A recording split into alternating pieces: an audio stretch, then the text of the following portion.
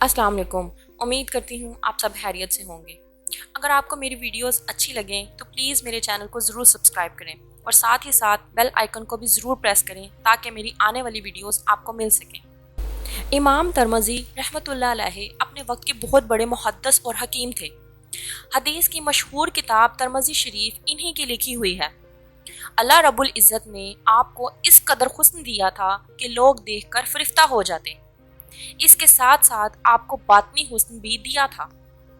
آپ عین جوانی کے عالم میں ایک دن اپنے مطب میں بیٹھے ہوئے تھے کہ ایک عورت اندر آئی اور آتے ہی اس نے اپنا چہرہ کھول دیا۔ وہ عورت نہایت حسین و جمیل تھی۔ وہ آپ سے کہنے لگی کہ میں آپ کے حسن پر فدا ہوں اور دنوں سے موقع کی تلاش میں تھی۔ آج بہت مشکل سے تنہائی ملی ہے، آپ میری خواہش پوری کر دیں۔ امام ترمذی رحمۃ اللہ علیہ کے دل پر خوف خدا اتنا غالب ہوا کہ آپ رو پڑے اور اتنا روئے کہ وہ عورت نادم ہو کر واپس چلی گئی اور آپ دیر تک روتے رہے۔ مدت گزر گئی، آپ اس بات کو بھول گئے اور جوانی سے بڑھاپے میں داخل ہو گئے۔ بال سفید ہو گئے۔ ایک دن مصلے پر بیٹھے تھے کہ دل میں خیال پیدا ہوا کہ اگر اس وقت میں اس عورت کی خواہش پوری کر دیتا تو کیا تھا، بعد میں توبہ کر لیتا۔ لیکن جیسے ہی یہ خیال دل میں آیا تو فوراً رونے لگ گئے اور کہنے لگے، اے رب کریم، جوانی میں تو یہ حالت تھی کہ میں گناہ کا نام سن کر ہی اتنا رویا تھا کہ وہ عورت میرے رونے سے نادم ہو گئی تھی۔ اب میرے بال سفید ہو گئے ہیں تو کیا میرا دل سیاہ ہو گیا ہے جو میرے دل میں اس گناہ کا خیال پیدا ہوا؟ اے اللہ، میں تیرے سامنے کس طرح پیش ہوں گا اس بڑھاپے میں جب میرے اندر قوت بھی نہیں رہی؟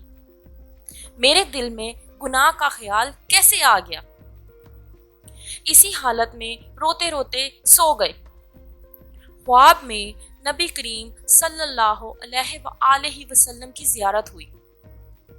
آپ صلی اللہ علیہ وآلہ وسلم نے پوچھا، ترمذی کیوں روتے ہو؟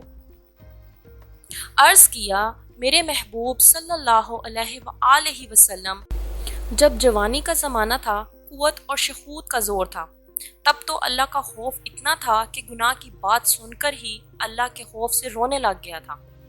لیکن اب جب کہ بال سفید ہو گئے اور بڑھاپا آ گیا تو دل میں اس قدر سیاہ ہو گیا ہے کہ یہ خیال آیا کہ اس وقت خواہش پوری کر لیتا اور بعد میں توبہ کر لیتا۔ میں اس لیے پریشان ہوں۔